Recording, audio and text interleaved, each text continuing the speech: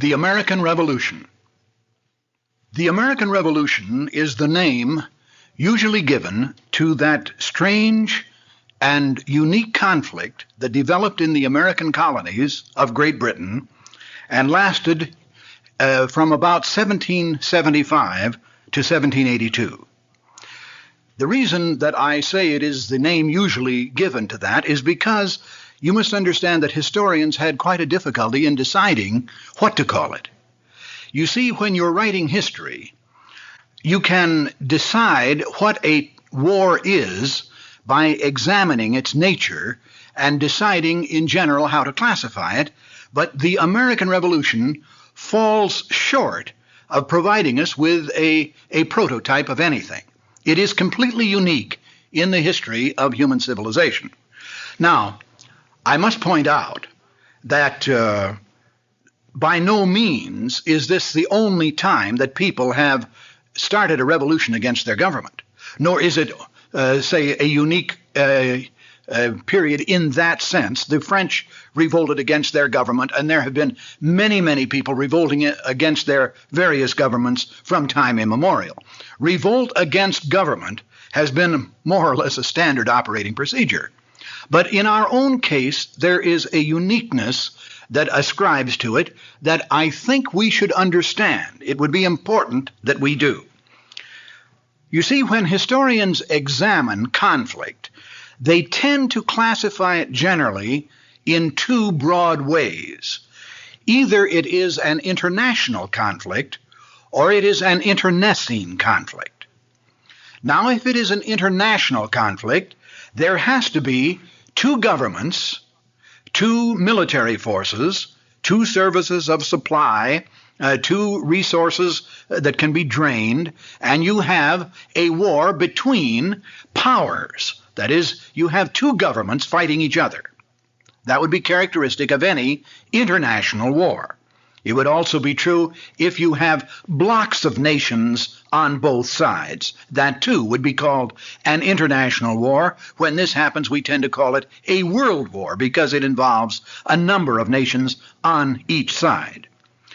An internecine war is a war that takes place within a given country. And here you would have certain characteristics that would be primarily as follows. You would first of all have a certain group of people in power.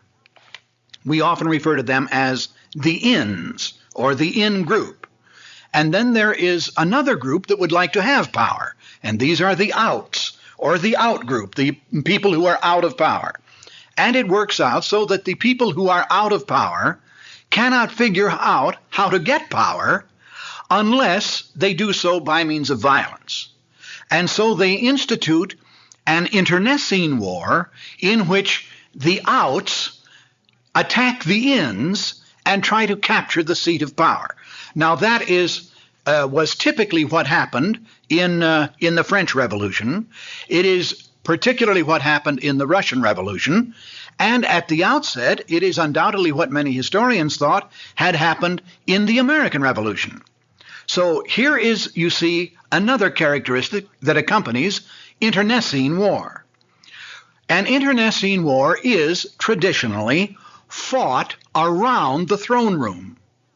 The purpose is to throw out the existing holder of power and replace him with another ruler. That's the reason for the fight. If you didn't have that in mind, why in the world would you be fighting?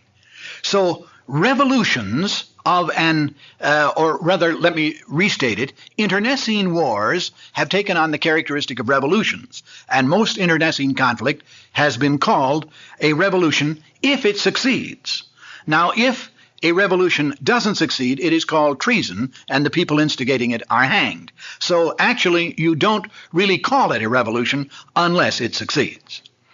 Now, in our own case, the historians first thought that they were dealing with a revolution, that is to say, an internecine conflict, rather than an international war, because clearly this was a contest between the British subjects within a given country. But if it followed the rules that the historians tend to follow, then the war had to take place in Great Britain. It had to be aimed at upsetting the king, and there had to be a crown prince in the waiting room waiting to take power. Well, of course, that didn't happen at all. So in a very real sense, this was not an internecine war. You see, with an internecine war, you have one government, but you have two groups of persons, both of which want power. And the fight is over which group is to get the power. In a sense, an internecine war is nothing more than a violent election. It is an election conducted with bullets rather than ballots. That's all it is. Or you could state it in reverse, and that an election is a kind of legalized revolution conducted by ballots instead of bullets. And in essence, that's what it is. Now, however, when you consider an international war, you have to have two governments. And so some historians, in taking a look at the American experience, presume that it was a war between the American government and the British government. But in point of fact, we didn't have a government. We were under the British government. So it couldn't be an international war, and therefore it had to be an internecine war. But if it was an internecine war, then it had to happen in Great Britain, and it didn't happen in Great Britain. So it doesn't fit the mold. The American Revolution was the only one of its kind. I doubt profoundly if we will ever have another one like it. And this is perhaps one of the reasons why I tend to look upon it, certainly not with favor in the sense that I view any kind of bloodshed or violence favorably.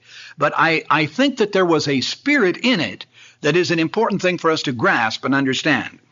Here we had, for the first, and I think the only time in history, a group of people who were engaged in conducting a kind of militant operation, not for the purpose of overthrowing a government, but simply for the purpose of getting out from under it. Many, if not most, of the actual men who fought in the revolution didn't have in mind that they were going to create another government. What they had in mind was that they were going to get back to the condition of non-regulation that had preceded the emergence of George III. And so the concept was that taxation wouldn't be permitted unless we were represented, but we didn't want to be represented. We didn't want to pay taxes, and therefore we could be free. And all we wanted was to be free. We wanted George III and his whole government to get off our backs. And after that, God love him. He could do anything he wanted to, just get off our backs and leave us alone. Now, that was the spirit of the American Revolution. It was exemplified at Lexington and Concord. It was exemplified at Bunker Hill. It was exemplified at Valley Forge and Morristown. Here you had a group of people who were engaged in a military operation against their own government. This is all it was. It was a raggle-taggle band of guerrillas who were improperly housed, fed, clothed, and equipped, and very badly armed, who simply took it upon themselves to say, we aren't going to be ruled by the King of England anymore. These people were not fundamentally engaged in trying to create a new government. They were just trying to get out from under an old one. That's all they intended to do. They weren't trying to topple British monarchy. They didn't have another crown prince ready to take over power. They just wanted to pull out and get back into a condition where every man could own his own property and mind his own business, and he didn't have to pay some steward or some tax collector for the privilege of being alive. Now, that was the essence of the contest that unfolded in a very strange way. The American Revolution, as you examine it, is completely improbable. If it had never occurred and some novelist had sat down to write about it as it actually did occur, we would call him the most wild-eyed fanatic that you could ever imagine. Let me just briefly outline what happened. In the first place, when the fighting began, well, to be entirely precise, we don't really know when it started. There are any number of dates that have where hostilities broke out. There was the Boston Massacre. There was the burning and sinking of the Gaspee. There was an incident where a couple of British schooners, or a British schooner, attempted to take over some lumber boats up off the coast of Maine, and shooting started over that. There were any number of incidents where bloodshed occurred, where actual violence ensued, and yet we didn't really have a war going. We just had acts that could be called riots and vandalism and things of this sort. They were not happy events, and the people in this country were very excited about it. And of course the Tories were calling for law and order and suppress the rebels, and the rebels were saying that those Tories ought to be hanged and tarred and feathered. And you had a real split in the thinking in the country, because although we were primarily Whigs, there had come over a large contingent of Tories, too, who believed that the king was right no matter what the king did. So here you have this kind of a situation going on. Now, in 1775, the Battle of Lexington occurred. And the incidents leading to that battle are so strange that I would suggest that you take the time to study it. I won't have the time in this brief exchange to go into the detail, but it really is a fascinating incident. I can only tell you that the contest probably got started because the men on Lexington Green on that early frosty morning on April 19th, 1775, had had too much to drink. Now, that's really the case. It sounds as though I'm trying to downgrade it. I'm not. I simply marvel at these fellows who got out there in this early morning, and they were a little high, I understand. I visited the Buckman's Tavern there on Lexington Green, and the woman in charge assured me that this was the case, that all of the men there that opened fire on the British or got engaged in the hostilities, whoever opened fire, had been in the tavern, and they'd all had a drink of what is called a rum flip. And if anyone's really curious about that, I can provide the recipe. But in any case, they'd had a rum flip, and they felt pretty good. And when the British showed up, somebody pulled the trigger, and the war was on. Now, the interesting thing is, here is a war, or at least it's been called a war, and there was no formal declaration of war ever made. Now, the reason is because, of course, in this sense, it was internecine. There was no American government. We were Americans who were taking on our government, which was the British government. And we were upset about it, primarily because it was trying to tax us and regulate our businesses. This was a middle-class revolt. We didn't like this. We wanted to operate our businesses our own way. And so we started fighting, and I have no doubt at all that many of the people who were engaged in the battle at Lexington and Concord and then the ensuing hostilities simply got into the fight because there was a fight handy.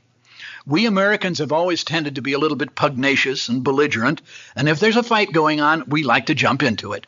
And so when something happened, and I think it happened because spirits were high, of both kinds, and tensions had mounted, and somebody pulled the trigger, and we're off and running. So it got started that way. If there is a man who declared that the hostilities had begun, it would be Captain John Parker, in charge of the Minuteman contingent on Lexington Green that morning, who said, if they mean to have a war, let it begin here. If that's a declaration of war, make the best of it. That's the only one we had. From that moment on, the American colonies in Great Britain were fundamentally at war with Great Britain, and that's how it started. Now, the general view was a mixed one.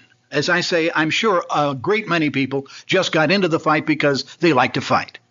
Then undoubtedly there were a few. I don't think there's any doubt of this. There were a few who were thinking about this hostility as something that might be exploited to their advantage later, that some other time in the future perhaps we'd have a government and they could be in the forefront. This would be a group of elitists, men who thought in terms of political control, but by no means was this the general view of the population. probably most of the people were simply looking to the idea that taxes could be stopped and we would go back to the way we'd been before, in a condition where we weren't being regulated and taxed. There may be a few who were actually hoping that we would obtain some kind of recognition in Great Britain and end up with members in Parliament, and then, of course, we could pay taxes legally because we would be properly represented in Parliament. There may have been such people. I don't know. Certainly the opinions in the people who were engaged in the fighting would have varied all the way from one end to the other. Some who were just doing it for the fun of it, and some who had a noble purpose in mind, including those who felt that the rights of man were supreme and that no other man had any right to impose rule on them. In any case, the fight started. Now, we didn't have a general. We didn't have a government. We didn't have a services of supply. We didn't have anything. We are, as I've indicated, just a raggle-tangle bunch of guerrillas, and Washington wanted to be the general. Well, Washington had been trying to get to be the general for a long time. He had attended every public function, and he wore his uniform as well. He was a handsome man and a big man, and he had medals that he'd won in the French and Indian War. So he appeared at many public functions, and he said, you know, hostilities are coming, and I am the man that really ought to be in charge of the military end of this. And there was no opposition. Everybody agreed. But Washington couldn't get an appointment. How could he get an appointment? The only government was the government in Great Britain. They weren't about to appoint him to start fighting them. Well, we had had a convention. It was called a Congress, but the word Congress at that time meant a convention. And we had had what was called the first Continental Congress, which was just a convention of well-meaning people who wanted the Great Britain to pull back. And there had been some ad hoc committees appointed at this convention, including one that John Hancock chaired. And Washington finally met John Hancock and some of these people in the committee, and he said, how come I'm not the general? Couldn't I be appointed? And Hancock said, sure, why, you're obviously the man for the job. You're the general. So he said, well, can't I get a letter to this effect? They said, sure. They had no more authority to write a letter appointing a general than I have, but they did it. You see, the real political authority was in Great Britain. We didn't have any over here, and they weren't about to try to set it up. They weren't ready for that yet. And this is in 1775, you see. Anyway, Washington finally got a letter, and he entered into an arrangement with these people, which is really cute. And that is that they knew they didn't have any money to carry on the war, but Washington was rather well off. So he agreed to help finance the war, providing at the end he would be repaid. And they promised this, thereby, in essence, committing people that they didn't know anything about to pay for the costs of the war, whatever those happened to be, as Washington might run up the bill. Now, of course, we know that Washington never told a lie because he couldn't. But his expense account has come to view in recent years, and it's a fascinating expense account. For instance, the first day, after he got his letter of appointment, he went out and he bought 5 horses. And he needed them, of course, for his military activities.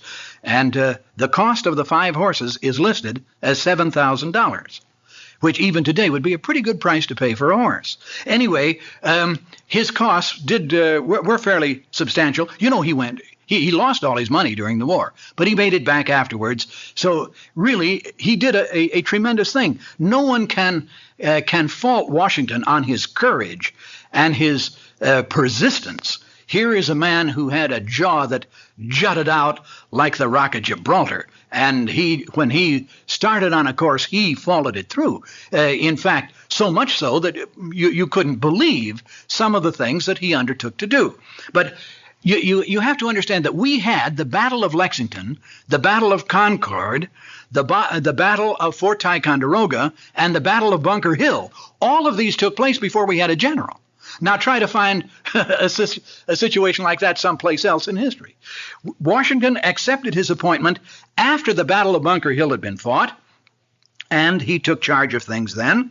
And he went on all through the balance of 1775, retreating, usually, winning an engagement here and there. And finally, the winter of 75 brought the Battle of Dorchester Heights.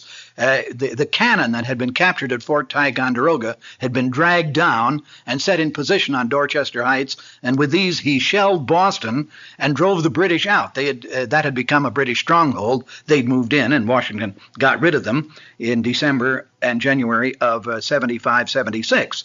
Now, it was in January of 76 that a fellow named Tom Paine got into the act. Nobody had ever heard of him before. He was a bridge builder. And now he wrote a pamphlet called Common Sense. And Common Sense stated in very specific, explicit terms what the real purpose for the fighting was. What Paine said was that we, although we had originally been British subjects, were and of right ought to be a free and independent people. Now, prior to Tom Paine's Common Sense, there had been a divergency of view about what we were fighting for. We just knew we were fighting.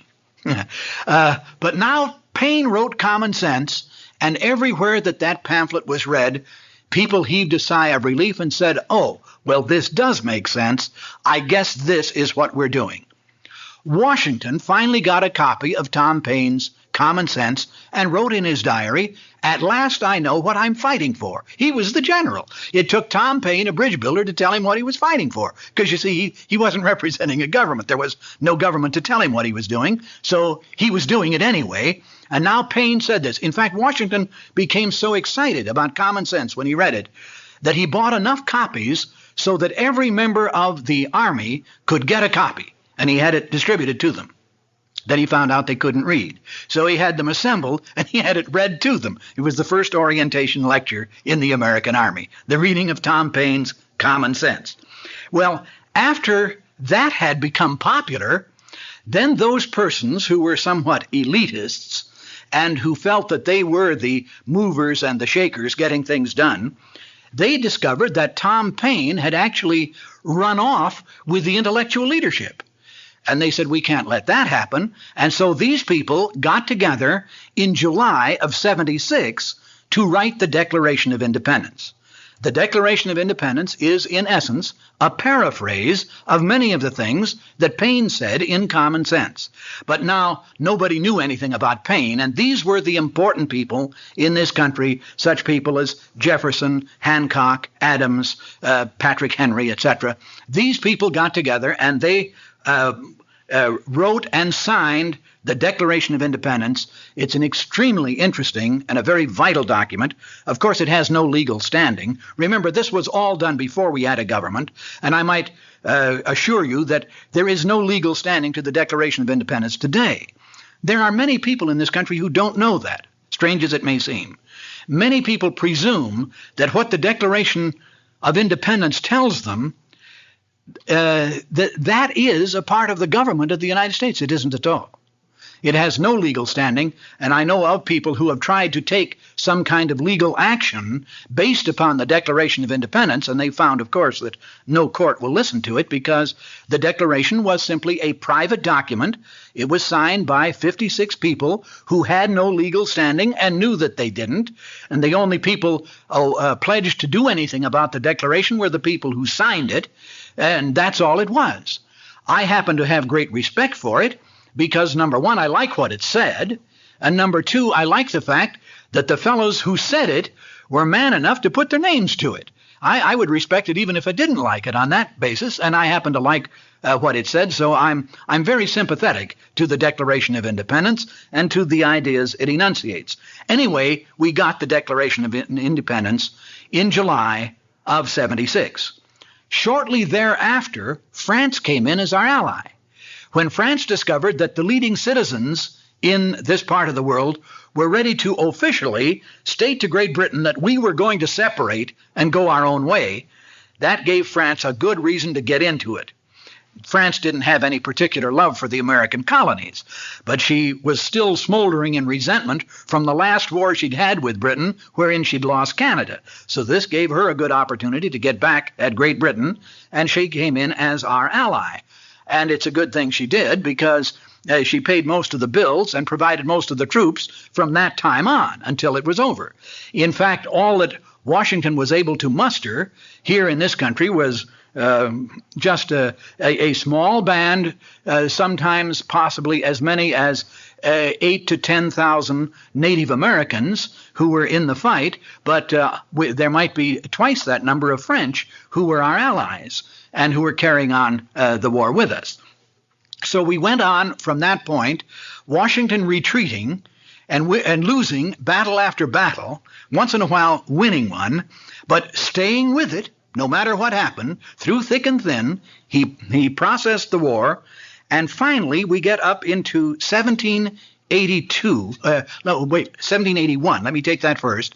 In 1781, this had happened. All during the process of the conflict, the separate colonies that had been colonies under Britain threw out their governors and chased them out of the country, sent them back home, and seized the power of that particular colonial government. So that by 1781, all of the colonies had become states, and they were now calling themselves states. We started the war as 13 separate colonies. By 1781, we were 13 separate states, and we were all independent of each other and of Britain. Then, in 81, we put together what was called the Articles of Confederation. Now, the Articles of Confederation were drawn up more or less as a kind of umbrella under which all of the 13 states could get together and act in concert. It was done with the idea of creating a kind of strength through the union of all of the states. What it was feared was that one or another state might find it to its advantage to make a separate treaty with Britain and thus come out of the conflict. And so they wanted to hold this together. And that's what the purposes of the Articles were for. Then in 1782, we had the last battle, and the war ended. But now how do you stop this one? It had never been officially declared. We didn't have a government. We still didn't have one. We had 13 separate governments bound together under the Articles. So we sent representatives to England to make a treaty. You know, we found we couldn't. The British would take a look at whoever we sent over and ask who he was and who he represented, and all of the people coming over said, well, I represent my particular state, Virginia, Massachusetts, whatever. And of course, the British authorities would properly say, well, we weren't fighting you. We were fighting the whole thing. Don't you have somebody that represents the whole country? We didn't. You know how we finally got the treaty? We gave up. We turned the job over to France. France demanded that the British envoys go to Paris, and the treaty is called the Treaty of Paris, and it's a treaty between Britain and France. And in there's a clause that says that in process, you see, the American colonies got their freedom. And that's how it came about. So that's the story, or at least that part of the story, of the American Revolution. Thank you.